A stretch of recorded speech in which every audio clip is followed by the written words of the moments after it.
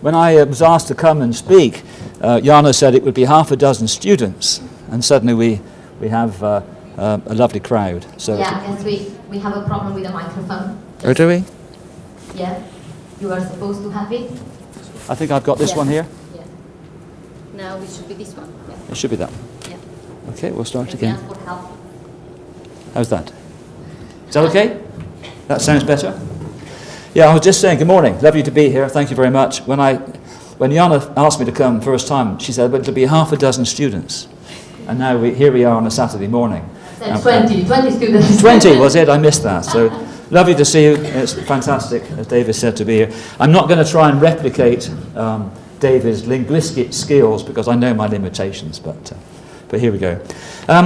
Just like to do a couple of things, really. One is to tell you a little bit about myself, because I think I'm a fairly typical Oxford College tutor. So I think if you understand my background, I mean, basically we're not academics. I've been in business all my life. I've made mistakes. I've made good decisions, and I've learnt the theory stuff later on in my career, and I'll explain the reasons for that. So I'd like to tell you a little bit about myself, tell you some interesting stories, and then I'd like to give you an overview of the strategic marketing module, really tell you all about it, and also to tell you the sort of things that you're going to be doing. So that's really the plan.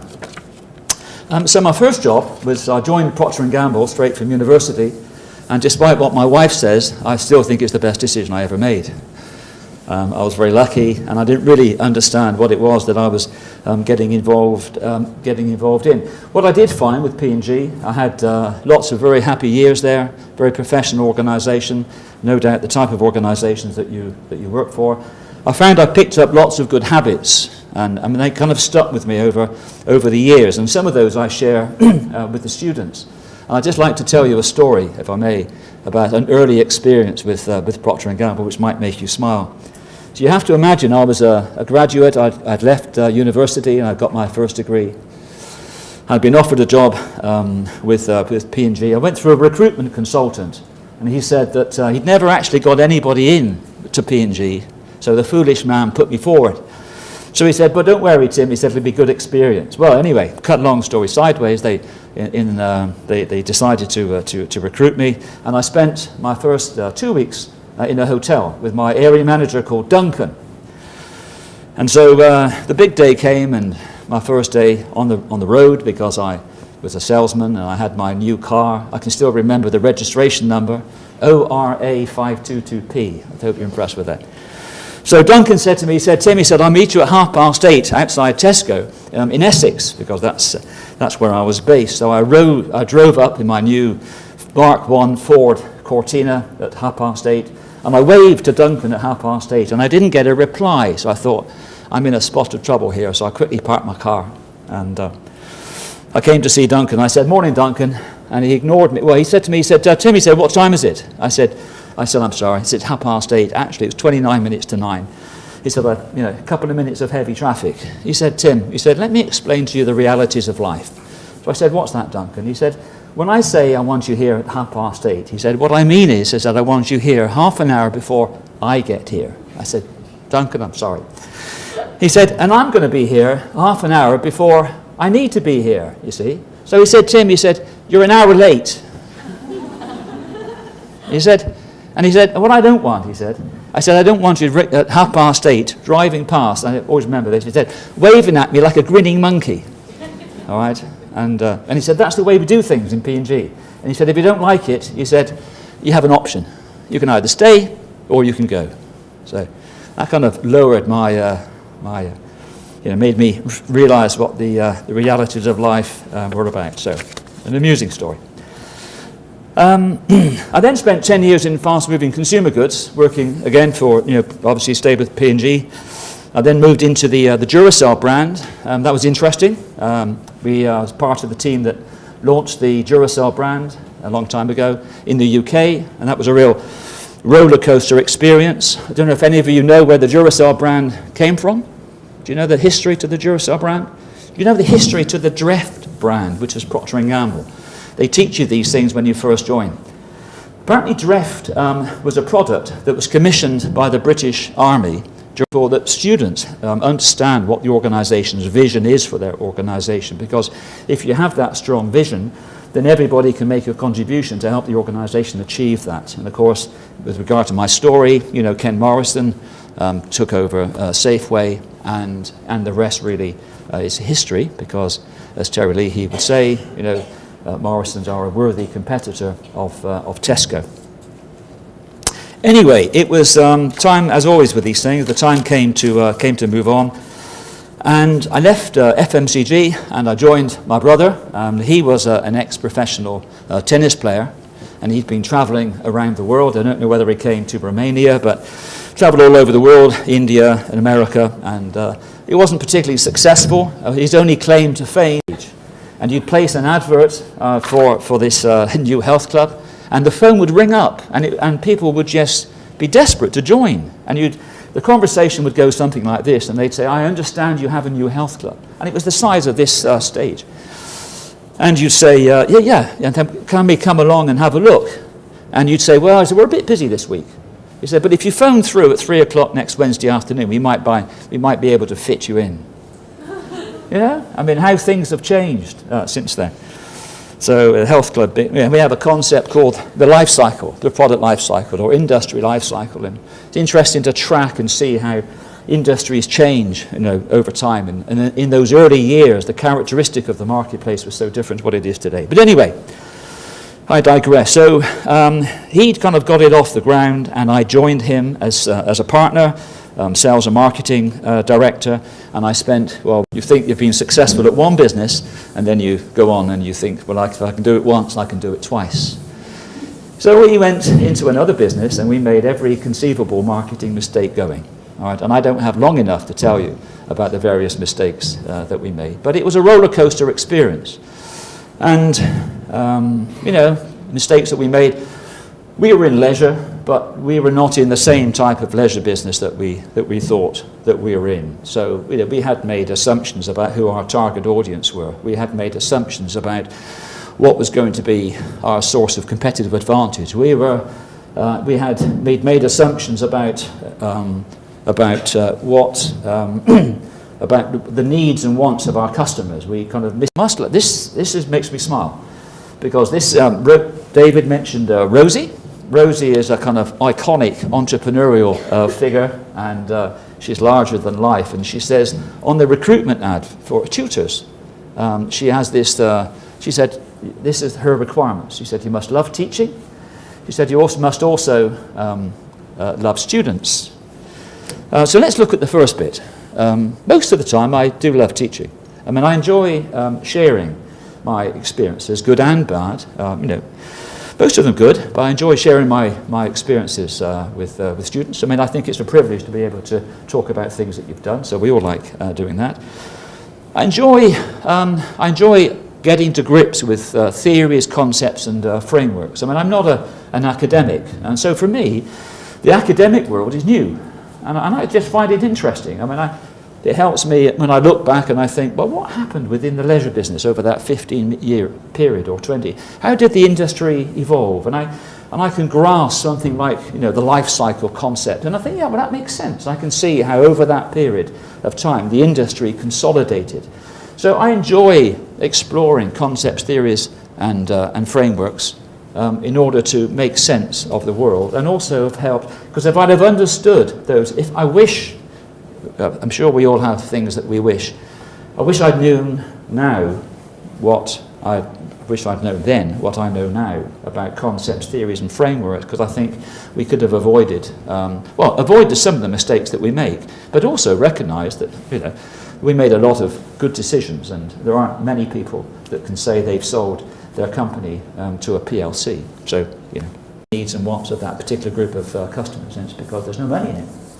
And you can't run a business that's, it's not sustainable, a business model, if there's actually nothing in it for the organisation, unless there are some other priorities and reasons why they do that. What is the module aims? A couple of slides is about how to take a strategic approach in marketing planning to achieve competitive advantage. Recognise the significance of what they call a situation analysis. So one of the things we talk through with students we talk through the strategic planning process, and this is one of the useful things I've learned, which is before you do anything, just gather information. Just, find out what you need to find out before you start to go into decision-making mode. I think one of the challenges that marketeers have is that they're all so frenetically busy, they just don't have time to put this planning process in place. So situation analysis, sometimes in academic terms it's called doing an audit. Introduce techniques for assessing, so we assess and we evaluate, that enables effective decision making, outlines the importance of all stages within the marketing planning process. We'll talk about something called, there are lots of different models that you can adopt. One of the models we adopt is something called SOSTAC. It's SOSTAC, basically says a typical marketing planning process. Starts off with a situation analysis, starts off with an audit. You then identify what the objectives are. We spend time looking at that. Then what are your strategies, the long-term decisions that you make. And you know when you're making a long-term decision because it's not something that you can change easily. All right, so they tend to be fixed in, they tend to be fixed for the long term. Tactics, action plan, controls, and measurements. And there's a tremendous pressure on marketeers these days to measure marketing performance. So we talk about KPIs, we talk about critical success factors, and marketeers have to up their game. And clearly, from what the feedback that we're getting from colleagues and other people within the industry. But it's a very exciting time, and I think that marketing is very much on the edge of relaunching itself and becoming a major influence. Because what marketing wants to do is to go into the boardroom. There was an interesting statistic which said that 98%, I think it was, of boardrooms have got a finance director in it. Goodness me knows I wouldn't want to work for the 2% that don't, but there we go. But I think only something like 10% of boardrooms have got a marketeer in it. And what the vision that CIM have got is that marketeers can become what they call T-shaped marketeers, actually, and which is they have a broad range of skills across a number of different disciplines, both within marketing itself, but also across other disciplines too. But the T-shape, the bar, is the fact they have a specific area of expertise, which is their baby. So it might be that they are specific digital marketeers. That's their area of expertise. I suppose it's a bit like teaching, really. We tend to, a good teacher will have a broad overview of lots of different disciplines, but then will have a core skill which they can draw upon and they specialise in. So I think basically the role of marketing or the course helps senior management team to achieve their objectives in the most efficient and effective way, because that's what marketing is. It's a support tool for senior management. It's not just marketeers doing what they want to be doing for themselves, and it's about having that strategic fit, I think, is the expression. Almost done. The course structure is basically broken for, it's level 6, so it's level 7 is postgrad, level 5 and level 4 is obviously lower than level 6, but it's undergrad. So it's level 6 is positioned at degree level. Level 6, and so we talk a lot about command words, and it's important that students understand it's not just about explaining things. It's about being able to critique and critically assess, and these are the types of words that we use at level 6. So it's not about explaining something. It's about critically assessing, and we try to develop that skill. Critical assessment is about being objective, being able to stand back and to look objectively at something and be able to give an honest opinion, rather than to have perhaps marketeers banging their drum and doing things which they want to do because for whatever reason. All right. So the way to look at it is a bit like a continuum. Lower level, perhaps a level 3, level 4, it's about explaining, but a higher level, it's all about critically assessing and critically evaluating. And as you move into level 7 postgrad and so forth, that emphasis becomes even more important. But this is about level 6. So the structure of the course is basically broken into 3. What CIM tend to do with all of their courses, they structure them pretty much like that. I don't know whether you'd agree with that, David, but they tend to do an audit, so you identify what's happening within the organisation, and we have a number of different tools that can possibly be used to do that. You then go into planning mode. This is the plan, and then at the end, the third stage is about looking at implementation, metrics, controls and measurements and so forth. And so that's a typical approach which CIM take for most, if not all, of their modules. So let's very quickly look at very briefly look at the content of the course. I had to choose a slide to pick up on here, and I think this is the one I chose because one of the things we recognise is the fact that students have got different learning styles. I can always remember in a class once, and I was running a course, and I asked the students to go off and do an activity, as we do, so it's not all me working. And so I asked the student, I assumed that the students would like to draw something and use something, illustrative. And in fact, a couple of students came back, and it's silly really, but quite obvious, but came back and said, well, actually, we don't want to draw. Do you mind if we do lines? And a little bell went off in my mind. They always talk about left-brained and right-brained people. Some left-brained like numbers and right-brained like something artistic. And I made me realise, because my brother, all right, bless him, could only ever look at something right. He was right-brained. He was so right-brained, he was out that door. Right? So if I presented to him numbers, his concentration span would kind of sink through the floor. So you had to present. I'm exaggerating. He's not around, hopefully, but he was very much. He wanted something presented that was illustrative. And so students learn in different ways. Some students are academics. They like to plan and they like all of their ducks in a row. Some students like to get involved, and some people like to reflect. Personally, my learning style is unreflective. I find that I think back to my experiences, and I reflect on what happened, and so that's my natural learning style. So, from a teaching perspective, and there are some that just learn by doing, and really that's about case studies. So the point I'm trying to make is that teaching-wise, I can't remember the last time I stood up and went through so many slides, but obviously this is the situation we find ourselves in. But 90% of teaching is about engagement, talking with students, sharing their experiences. One of my favourites is to get students to prepare presentations, because not only do you want them to build their knowledge, you also want them to build their presentation skills. And frankly, we can learn as much from students as we can from tutors. So I think that's a great learning opportunity. Tutors are not a monopoly on wisdom. What we can do is bring frameworks, concepts and theories to help shape the discussion and also facilitate that process. But the point I'm trying to make is that as tutors, it's our responsibility to make sure we recognise the different learning styles for students, and we do things which enable them to get the most out of the class. You always know the pragmatist is when I'm doing a case study, and it's when the student, I get an email, and if, let's say the exam is on a Monday afternoon, and on the Sunday evening I get an email and they say, Tim, would you have a look at my audit, please? I just want to make sure it's okay.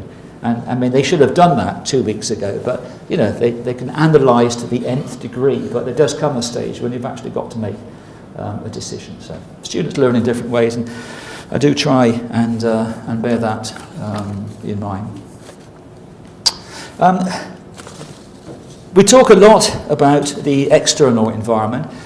Essentially, all of marketing is about recognising decisions and analysis that takes place in what we tend to call the marketing environment. And there's two main elements to that. There's an internal element and there's the external. So, when I'm talking to you about the culture at P&G, when I'm talking to you about the culture that we had in our business, when we're talking about brands and products and how they're performing, those are internal issues. And when you have an internal issue, because generally speaking, it's within your control. All right? So we're talking about a strength and a weakness, and you can see where I'm going with this, because a strength and a weakness helps us. We put that information into a SWOT. All right? So generally speaking, these are things which are internal, and we have some control over them. The external are the opposite, right? These are things that we tend not to have any control over. But because it's so vast, we marketeers tend to break it into two areas, into what they call micro and also macro. Macro are, we have a model, as you'd expect, pestle model, but basically it's those big things that are happening in the world. For example, in the UK, it's politics, it's legal changes, it's social changes, and so on and so forth, and technology. So, of course, the big thing at the moment in the UK is the election that's taking place in May. And, you know, that will potentially have a massive implication for companies in the UK, depending on your, you know, political affiliation. But that's not something, I mean, it's something big companies can do because you have lobby groups and pressure groups, but it's not something that 90% of companies can do anything about. What you have to do is scan it, try to anticipate the changes, what might happen. So we talk about scenario planning, and then you put in place contingency plans so that if something, you know, if something does happen, at least you're prepared for it. The micro are things which are closer to home. So typically we're talking about competitors, we're talking about customers, we're talking about intermediaries, third parties, distributors. So but all of those things are external. They're either an opportunity or a threat, and you can see again that goes into our SWOT, and that's what a SWOT is. It's a vehicle that we use to collect and do something with all of this information. And basically, strategy, there's another great model called a TOWS, which I'll go through the students, but basically strategy is about linking opportunities to strengths. Because a good strategy is when you identify what you're good at and you find an opportunity, and then that's one of the tools that you can use to justify, because you've identified and quantified an opportunity and you've identified what your organisation is good at, and so there's a what's the simpatico between the two. The only example that can spring to mind is when BMW took over.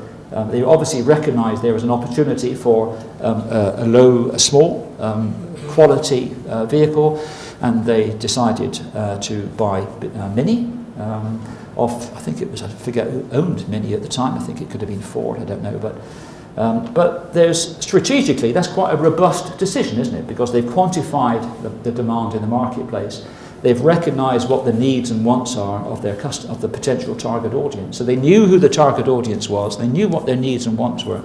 They'd quantified the size of the marketplace, and then they'd also recognised that there was a strong brand was what was going to give any organisation a competitive advantage, and they had the resources to be able to make the purchase. And so you can see how strategically that decision was quite robust. So this is a pretty important framework which we refer to quite a bit. We also spend quite a bit of time really talking about, as our friend MacDonald again, he talks a lot about the barriers to effective marketing planning. I'm sure that some of you may be familiar with it, with those barriers. You know, sometimes, you know, we do confuse tactics and strategy, and we don't spend enough time thinking about strategy. I think one of the challenges is that most marketeers are I've never met a marketeer that's not trying to pack a, you know, quart into a pint jug of time, and so therefore it doesn't really have the time to be able to work on the strategy. And no disrespect to senior management, but often one of the privileges of senior management is that you tend to have a little bit more time. You've got people working for you, so therefore you can spend more time into the boardroom. I think hopefully they'll have more support and infrastructure around them to be able to step back. But I have to say, one of the most challenging things I've ever come across is actually trying to do both. I don't know about you, but trying to think tactically, but also think strategically, I think is really difficult because it's a different skill and a different mindset. But anyway, so we explore those and see what we can do. We then look and spend a lot of time talking about the internal environment. A lot of the internal environment is to do about having a marketing orientation. This is one of my favourite models. Narver and Slater. Really, it's about marketing orientation, and it's about getting everybody within the organisation totally focused on delivering value, and it's not just the responsibility of the marketing team. So they talk about, customer orientation, about being focused. It's about interfunctional, it's about cross-functional working, which is why it's so important that marketeers have a good feel for finance, because you can't engage with a finance person unless you're seen to make an effort with the language which they use. As I say, I'm not a finance person, but I've always found mostly that when finance people see that you make an effort, I've always found that they, perhaps in a fairly patronising way sometimes, but maybe not. But they're always very helpful, and at least they respect the fact that you're trying to help and actually make an effort to use the language. So that's good. Focus on the long term and also competitors. So this is a typical concept, theory and framework that you might think, I could buy into that. I think that makes sense. I might think about that, and I might try and see if I can do some work on that within my own organisation. So trying to achieve that is really key. Again, there's different ways of looking at things in terms of marketing strategy. You can either decide what it is you're good at, and you can build on that. So I would suggest to you that Apple tend to adopt what they call a resource-based view. They're very clear about what they're good at, and they don't go into areas that are outside their area of expertise. So at the moment, there aren't any Apple televisions. I think, although I might be wrong on that score, I think I might have read something. There's no Apple aeroplanes. They do what they do. Strikes me that Google tends to be more outside in. They tend to recognise what the opportunities are, and then they see that they have so much money.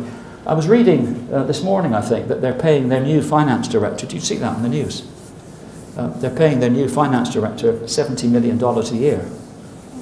I always told you that, always thought that finance was good. I was also reading about the chief executive, is it Tim Cook of Apple? What he earned, I think it was his total remuneration in 2012. And I usually play this game with students, because I ask students what they think he was worth and what they think he earned. So we start off with a 2, and then I add a 6, and they all say 26 million, right? And then I add a 3 on the end. And apparently, with his share price, he earned his total earnings in 2012. But I see he's in the process of giving it all away to charity, so we'll have to see if that happens, but I'm not too sure. Anyway, this is interesting. So we have lots of interesting discussions like that. But I think I'm also a great believer in using analogies to try and get points across, and I would get the point across to anybody that, career-wise, you have to have a vision, and you have to set objectives, and you can either decide what you're good at and then leverage that, or you can recognise what the opportunities are, and you can then equip yourself with the skills to be able to do that. And so there's two different ways. So if you are left-brained, if you do enjoy the detail of numbers and so forth, then perhaps you're better off going into a field where that might be to make best advantage of. The alternative is that you identify an opportunity in the marketplace career-wise, and I know a number of different people that have done that, and actually that's probably what I've done. I've identified what I think is my micro niche in marketing terms.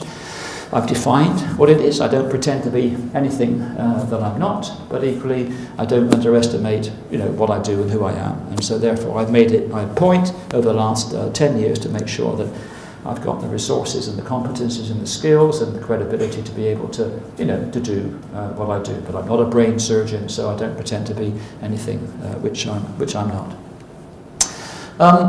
Culture, I think we talked enough about culture. This is a wonderful model. We could spend a lot of time, but not, talking about the things that drive culture. David spoke about one of those. He talked about Rosie, this remarkable figure. The type of person that you in their company and you feel exhausted because you think, where do they get the energy from? What drives them? And but she's part of the myth. So she's retired, but she's still around. But, Ken Morrison is part of the myth, part of the culture of Morrison's, and so stories and myths are really important, and they drive Procter & Gamble and so forth. So it's important that you have those. So this is an interesting model.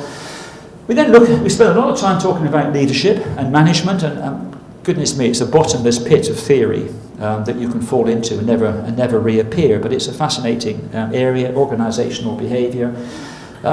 This is one of my favourite models of leadership. I base my teaching on it. This guy called John Adair. Basically, what he said was that leadership really comprises three tasks, shall we say. He said you've got to achieve the task. In other words, you've got to get the job done.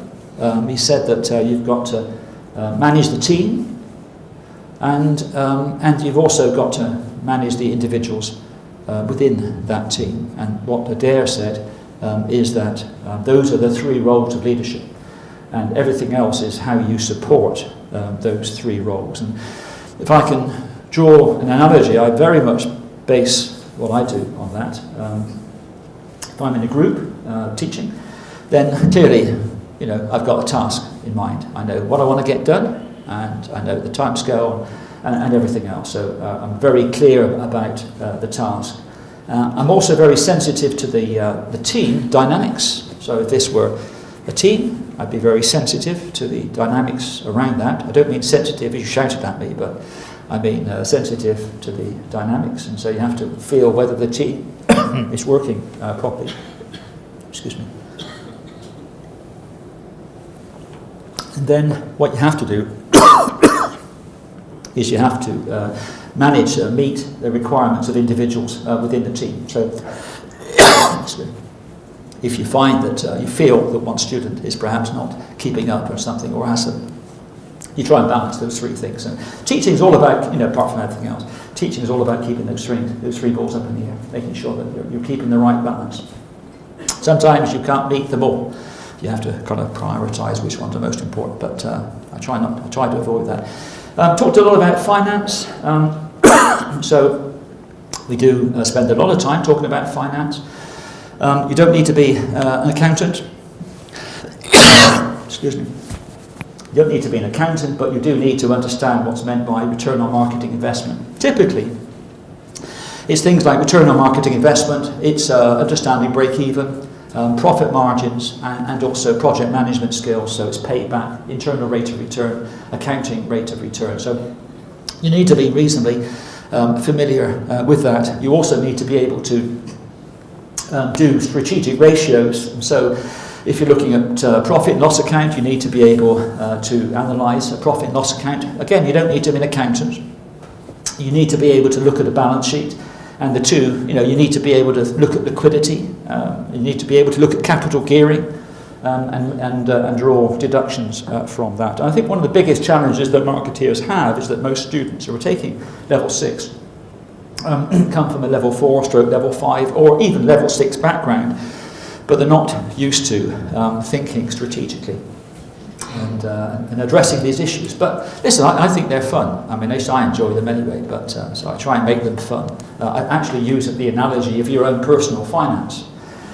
Because if your credit cards are too heavily weighed, or in the case of most Western governments, if you've borrowed too much money, then you have to pay interest on that money. And if you can't pay the interest on your mortgage or interest on your credit card, then you normally get someone that comes knocking on your door asking you to assets to pay that money.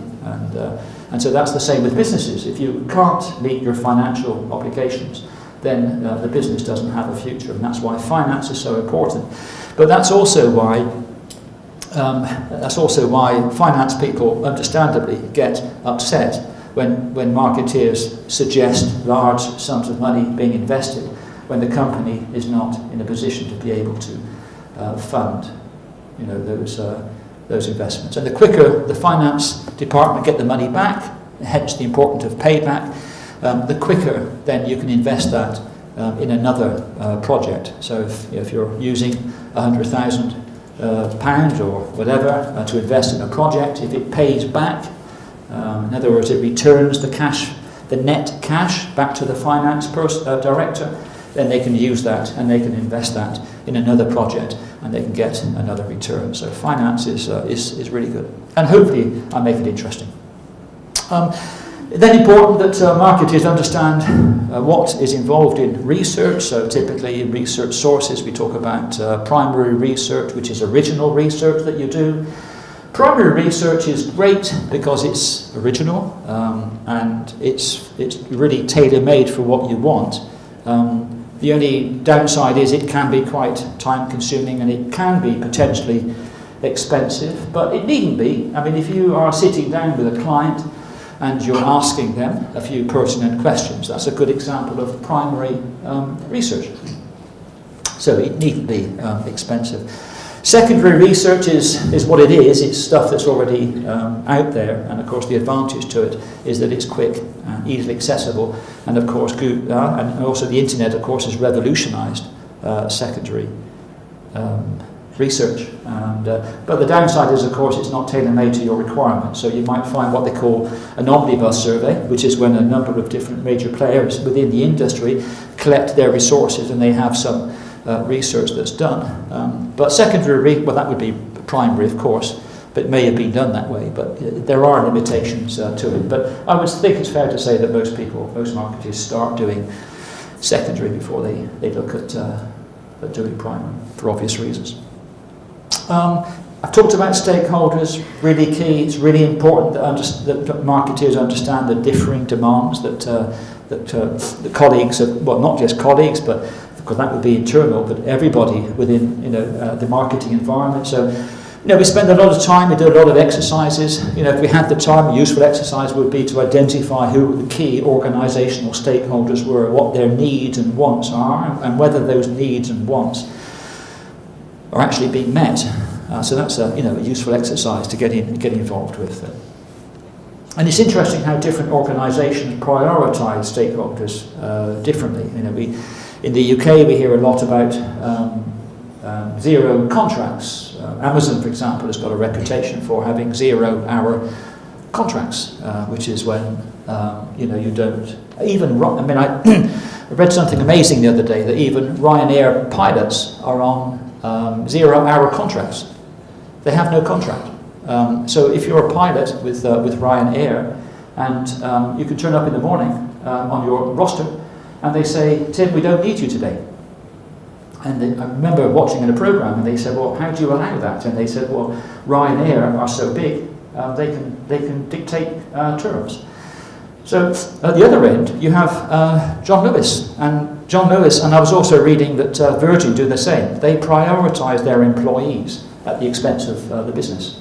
So if it comes between a choice between doing X and Y, and if Y means giving them their bonus, which on average over the last 20 years has been something like 12% of your annual salary, they prioritise the bonus being paid to their staff because they value their staff. And I read something interesting about Richard Branson, and he was saying that his priority for the business is staff, whether you believe it or not, I don't know. He says that staff first, customers second. And stakeholders third. Thank you. I knew there was a third, I couldn't remember it.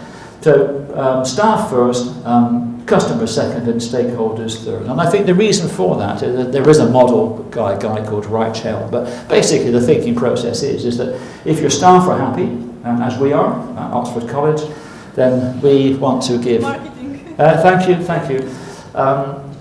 We want to give service to our audience, and so therefore, and hopefully by doing so, then stakeholders would be happy, as opposed to the opposite way around, prioritising stakeholder needs, because then we would come. So you're either part of the solution or you're part of the problem. So just different ways of running a business. So nice organisation to work with, John Lewis.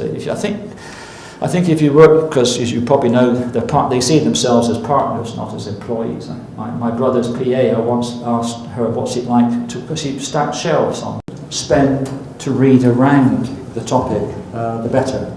So, as with any planning process, the process for being a successful student really starts off with planning and with research. So, and what you'll find is that as your studies progress and as you get closer to the assignment process, you'll find that your time, it will begin to take up more and more of your time. So you want to have done the research before you get to that and have that to embed that level of knowledge before you get to the assessment period. So Dave's going to have a chat about that, talk about the student experience. Then we're going to look at Module 1, and basically Module 1 looks at what's called the external environment, and as I think I mentioned to you earlier, that looks at the pestle factors, and so it's political, economic type issues. Well, we'll have a talk around that, and we'll also talk about the what we call the micro-environment, and we'll have a look at some of the concepts, the theories and the frameworks behind that. And then what we're going to do is going to do your first exercise.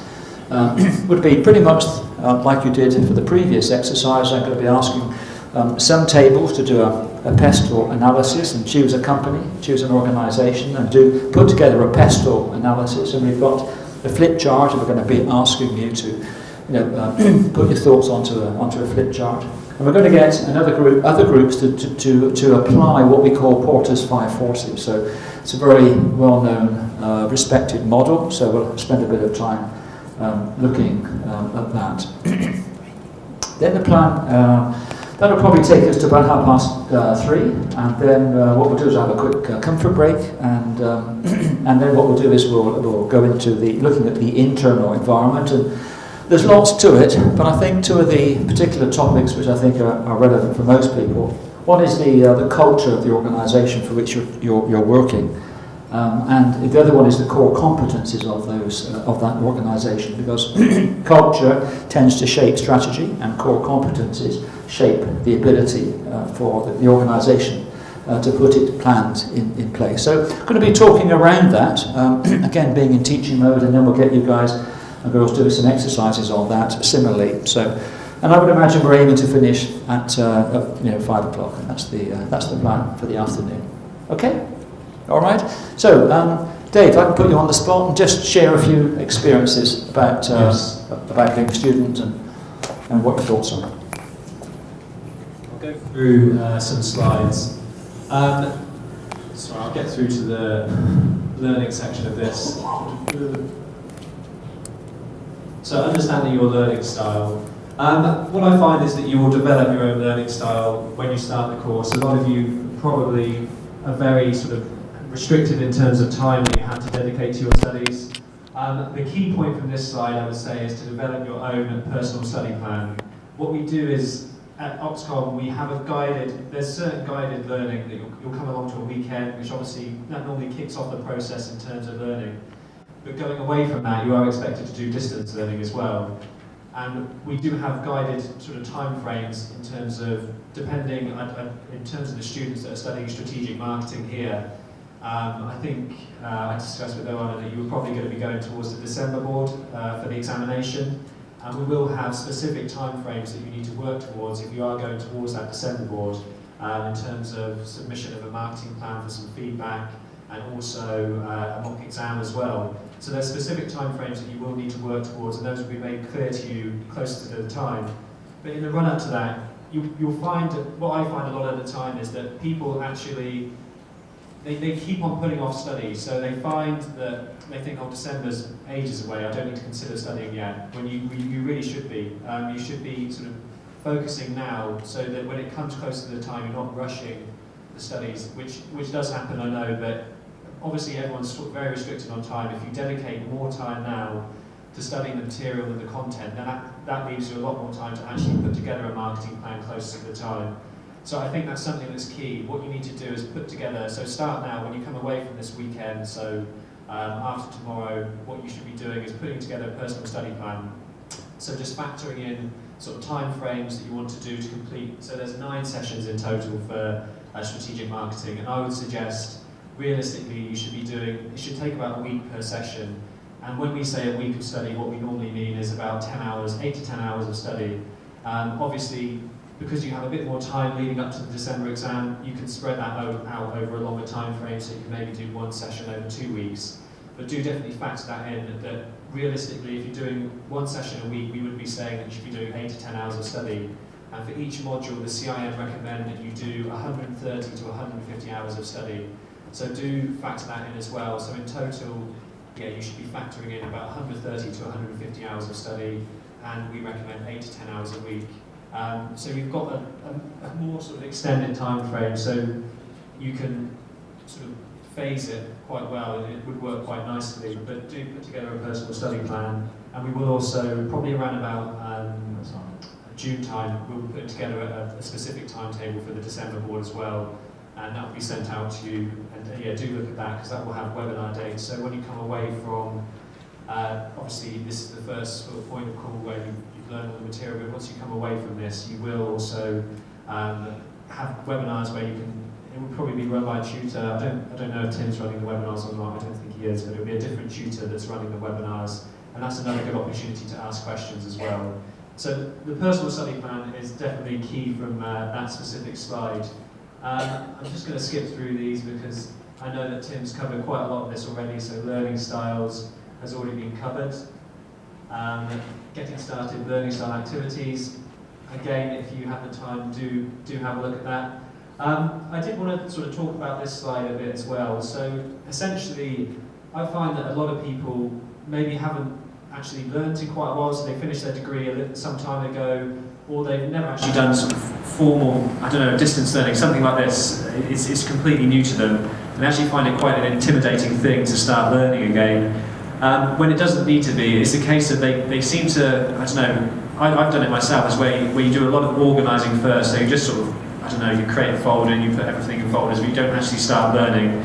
I think the main thing to do is actually just pretty much straight away just get on and actually do some learning. Obviously being organised is very important, but don't make that the be-all and end-all. Spend a week sort of factoring in everything. It is sometimes a really good idea to just start learning. Don't be scared of failing as well. That's part of the learning process. If you are unsuccessful in a module, it's definitely not the end of the world, as we'll be there to support you as well. So really, people worry that the work they're doing isn't good enough, and I just say don't ever really worry about that. Just sort of start learning and start sort of getting things down on paper as well.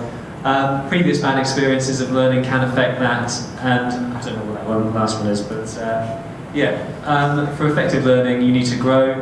I think I've covered sort of quite a lot of that as well. You do need to sort of think about the constraints that you have as well. But yeah, I think particularly time is one of the key issues. There is flexibility in the course, so never feel like everything's sort of getting on top of you. Always do speak to one of us in the team here, or speak to Anna, and she'll be more than happy to help. But don't let things sort of pile up. And I find a lot of students call me up quite frequently, and they're in a panic because they've left it too late. And just don't.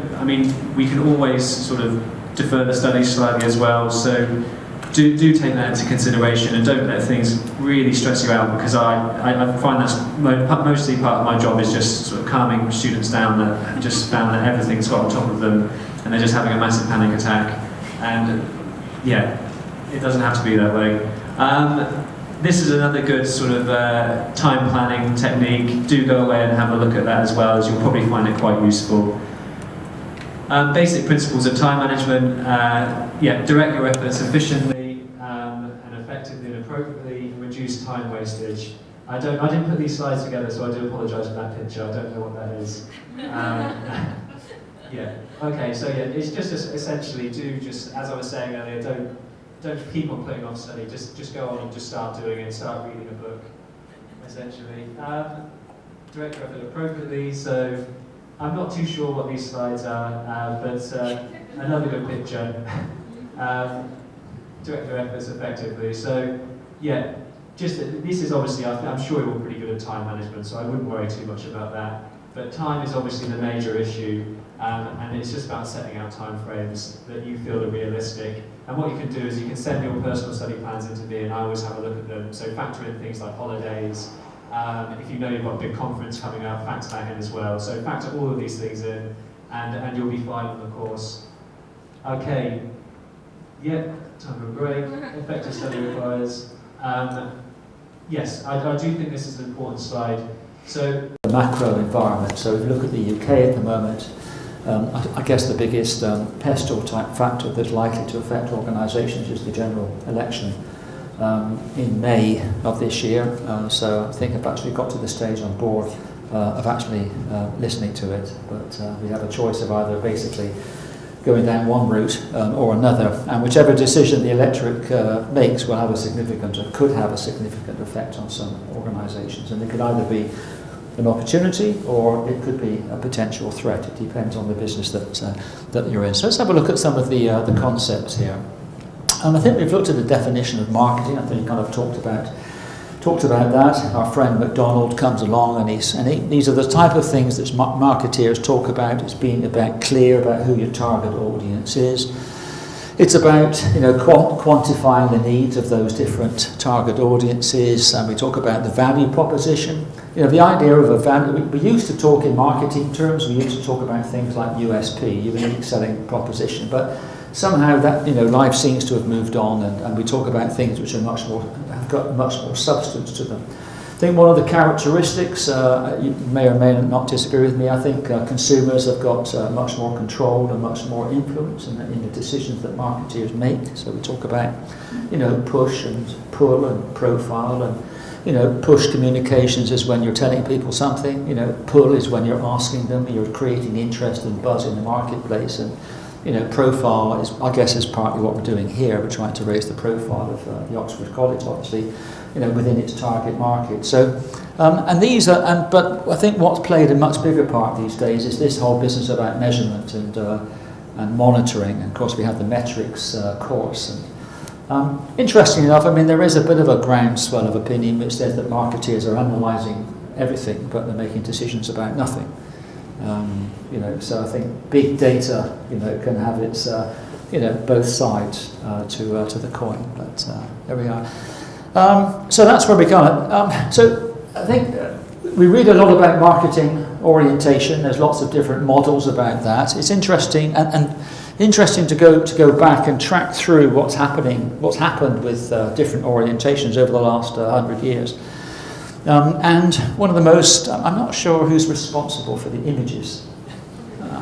I think we need to outsource that. There we are. Not too sure. I think we could do better than that, but what can we do? Production philosophy was, and the example I use a lot was Henry Ford back in the early part of the 20th century when he came up with the Ford Model T, and I meant to ask whether we can run some videos. I'm sure we can, to give some, and I've got a great video, car data video of the old Ford Model T. It's fantastic. So when we all get bored, we can have a listen to the odd video. But Henry Ford, I don't know if you're familiar with, he has that old refrain, wasn't he? What was he famous for? You can have any colour. Absolutely, you can have any colour that you like as long as it's black, is what he's famous for. And you ask yourself, can you imagine going to customers these days and saying to them that I don't know, what product do you do? What's your product? Yes. It's a service. It's a service, okay. But we're used to giving people choice, isn't it? There aren't many of us who are in a situation when you can say to people, this is what we do. I suppose Apple do it, don't they? I don't know how they get away with it, but this is the Apple way. But Henry Ford got away with it because there was no choice, and so they had a product that was brand new. And I think when Apple introduced the iPhone, they said you've got no choice, and it was just the iPhone. Was it the iPhone 3 or the iPhone 4? I do remember the iPhone, that when I had my old Nokia and I made the old classic mistake. I went to BT, my ISP, and I said, look, I'd like to have one of these new iPhones. I said, can you assure me that this is the latest model of iPhone? And he said, can you promise me it won't change? And of course, being a salesman, he absolutely guaranteed that it wouldn't change. And so 6 months after that, the iPhone 4 came out. And my son, I always remember, my son came in and he had this iPhone 4 and he said, look what I've got, Dad, I've got an iPhone 4. You see, and 3 months after that, the iPhone 4i came out, so he had egg on his face as well. But I guess Henry Ford got away with it because there was no competition. Is that right? And so what happened, again, it was interesting, what happened, you read about these things, and then small car manufacturers came out and started to offer different products. These are the names that we're familiar with in the States. So Cadillac, for example. What are the American car company names? Car manufacturers. Cadillac, so Chevrolet, companies like that. Ford. And Ford, of course, yeah. And what happened was the market started to fragment, and then they found themselves unable to compete with Henry Ford, because obviously Ford had the critical mass, the economies of scale, so they had the lower operating cost, and so they strategically they got together and they combined and they caught that, and that's where General Motors came from, because General Motors was the collection of brands which couldn't compete on their own. So it's interesting, isn't it, when you see things happen. But anyway, we study how industries change, and the industry, we have a life cycle concept, and that helps us realise that things change over time, and so people wanted to look for different ways of doing things. So they went from production, which is about having the lowest operating cost, they went to product and technology driven, and that was the basis of competition. Then what you had was in the kind of 50s and 60s, you then had sales, because buy it high and sell it cheap, and that's where Tesco started off. Not that I was around in the 50s and 60s, but at least not doing that anyway. But the point I'm trying to make is that market orientations have changed, and so sales played a prominent part, and then marketing came in about the 1960s and so forth, and that's when you see a lot of the models that came from in the 1940s and 1950s. And so, we moved through relationship marketing, we've moved through social marketing, social responsibility, corporate social. We read about the triple bottom line, which is about people, profit, and the planet. And so that's where we are. And so these days, all the talk seems to be about achieving a marketing orientation. And when you look at what a marketing orientation is, I mean, there's lots of different models that you can use. Is it okay if I walk up and down? But this is as good a one as any. And some of the components of a marketing orientation, this apparently is the way for organisations to be. It's about being customer focused. Excuse me, but a lot of people think that marketing orientation is just about being focused on customers. It's also about interfunctional communication. So it's about departments communicating, and it's about spreading the gospel for marketing so that everybody embraces it. It's also about focusing in on the long term as opposed to short-term tactical activity. And there's lots of organisations that have focused on the short term and have used promotion to an excessive extent. I think I'm going to cough, so you have to. It's better if I have a decent cough, isn't it? Rather than have a quick sip. Do you think that's what it is? Is what? Lack of whiskey, I think it's probably. There we go.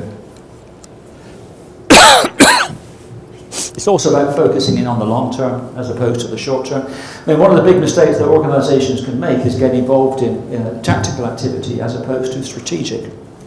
I often remember reading the case study bit about Yves Saint Laurent, and also what's the alligator brand? Lacoste, isn't it? Using promotional activity in order to build the business in the short term, but what it does over the long term is it destroys the brand. And I think large organisations can do that as well as small. I mean, one of the mistakes that I made at one stage in the business I was in was that having built a strong brand that was able to command a premium price, we used promotional activity in order to build inquiries and build levels of activity. But what it did was it undermined the brand. And they did the same apparently with Yves Saint Laurent. They had a new chief exec came in and they wanted to be able to build volume, build sales, and they did promotional brand activity, and it really undermined the brand in the long term. So focusing on the long term. Really difficult though, isn't it? Because organisations, big and small, are under short-term pressures. So it's all about having that discipline, isn't it? And I think that's probably where the senior management come in. And it's also about having a competitor orientation as well. And we're having a look a bit about competitive activity at the moment. So, the argument, so the argument goes, and it's up for discussion, but the argument goes the key for a successful business these days is about having a marketing orientation, and that's where marketing is, and that's where a lot of the work that we do, from a CIM perspective, is about understanding, it's about, what do we do to have to build interdepartmental communication, how can we build closer relationships with HR, with finance and operations and stuff, and the criticism is that marketing has been dumped into a silo, and has been the painting and colouring in department, and they want to kind of broaden that level of appeal. So that seems to be the way forward. And I think if you look at a lot of successful organisations, they do tend to exhibit, quite a few of those characteristics, unless they're in a privileged situation. I mean, if you take, the college, for example, Oxford College, I know it's a relatively small organisation, but like to think we're customer orientated, like to think that we do have a fairly seamless arrangement or relationship with different departments. We do tend to focus on the long term, because this is a long-term investment, and we are focused on the competition. And I think we probably give ourselves a reasonably large tick on that. So. Strategically, competitive advantage, there's lots of different models of competitive advantage which you can have a look at. So you pay as your money and you make a choice. And these are just a few of them. I suppose that Porter's model, he called it generic strategy. You'll hear a lot about Michael Porter. This goes back to 1985. He's an incredible guy. He's got into his 80s now. I remember one of my students was telling me about his experience of Michael Porter, and he was an Irishman. They were running a conference, I think, a bit like this in Dublin, and they had Michael Porter. They flew him over first class on using Concorde, so that tells you how long ago it was. And they put him up in the best hotel in Dublin, and he spoke for an hour. Right? I've actually to go back and actually tell Oxford College this. They actually spoke for an hour, and guess how much they paid him? We're going back 15 years. Any guesses? How much did they pay him for an hour? Huh? 5,000. Yeah, I was impressed. Yeah, £5,000 for an hour's presentation. Yeah, and he flew back to the States on Concorde. So I'd have to remember that when I submit my bill, £5,000 for it. Anyway, Porter, you'll come across his name a lot. He's very much an expert with strategic marketing. His view on things is that you have to have a source of competitive advantage, and we've kind of moved on from USP. USP is a kind of tactical sort of tool, and it's quite transitional. Porter's generic strategy is you have to have a long-term source of competitive advantage.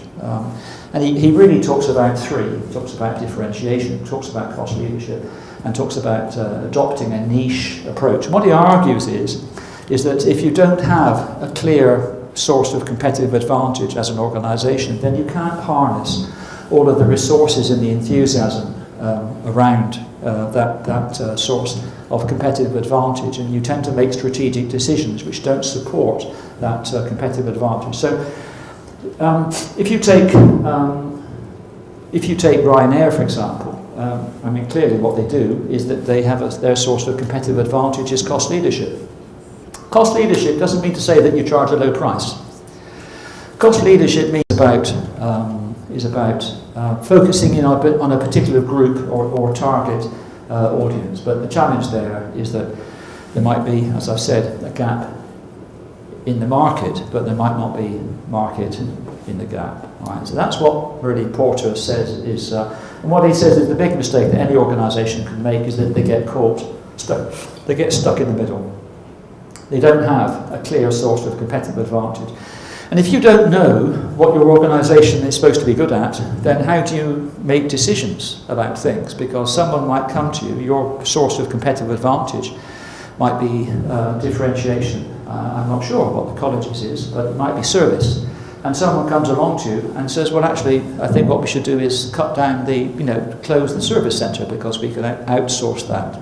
But if you know what your source of competitive advantage is, then you can use that as criteria to help you make a decision and rationalise it.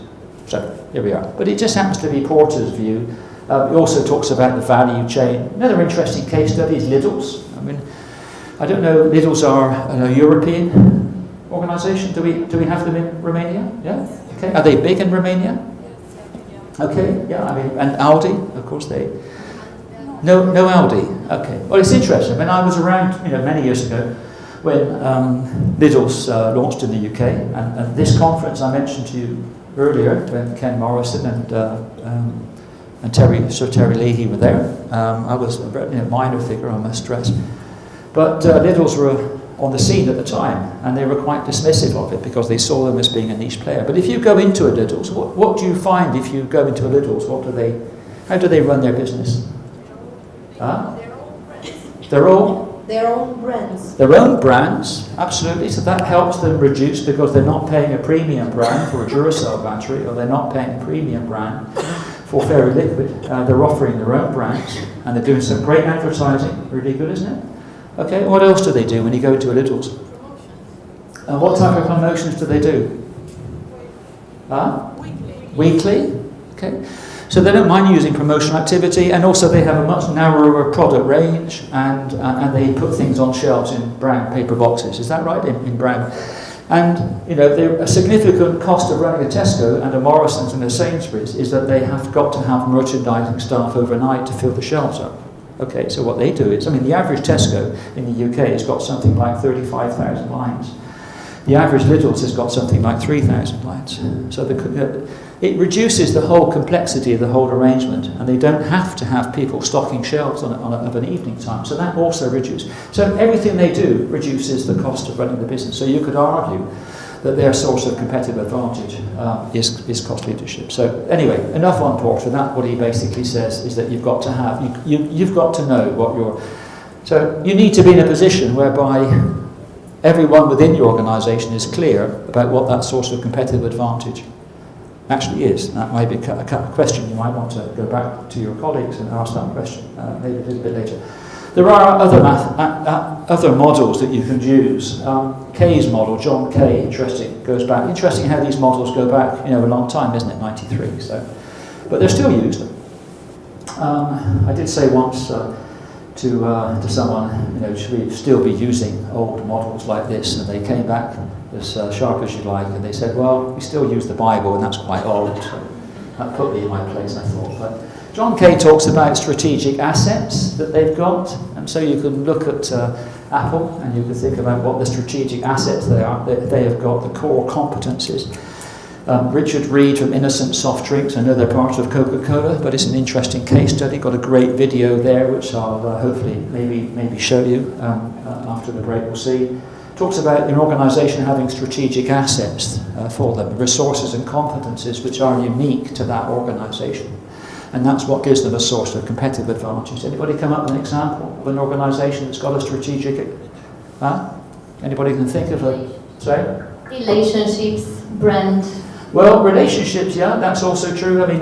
Branding is really true. Interesting enough, when they talk about strategic architecture, they talk about the relationships that the organisation has got, the key relationships as well. All right. It also talks about the importance of reputation. But equally, what we're seeing now coming through, and it reflects in the CIM syllabus, we're seeing innovation and entrepreneurship, and I've it's not something I've known a tremendous amount, but it's an interest. It's a fascinating module. Innovation being new products and services which are different to what you have at the moment. Entrepreneurship having the management structure. There's an entrepreneur. I think they call them intrapreneurial, don't they? An entrepreneurial spirit, because most organisations, when they get bigger, they get risk averse, don't they? Need someone like a Steve Jobs to come along and actually try and shake the mold, because most organisations are staffed by managers. Managers want to keep their jobs, and so that's why that's what happened to Nokia.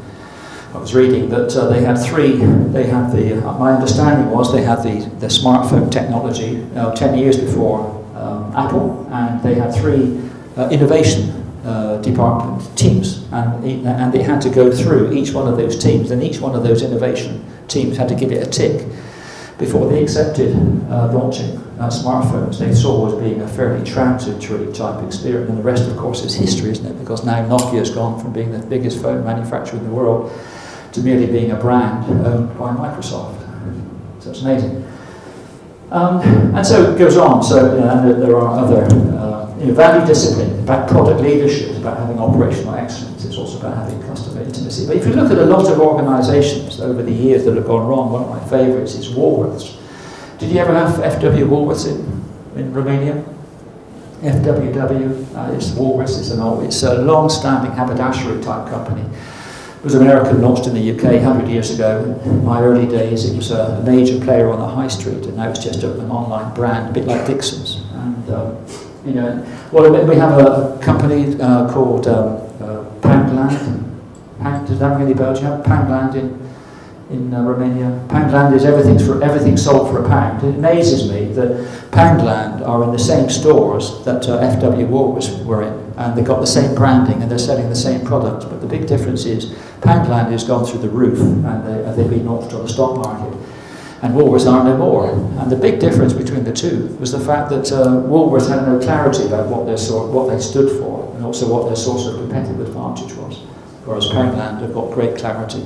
So it's interesting. So anyway, competitive advantage is pretty much a mainstream topic. We talked about the overall structure for planning, and there are different models that you can choose. My favourite is the one in the middle, which is the SOSTAC model, and I would suggest it's a very transferable type model. Basically, it says the foundation for planning is doing an audit, situation analysis, then you set objectives.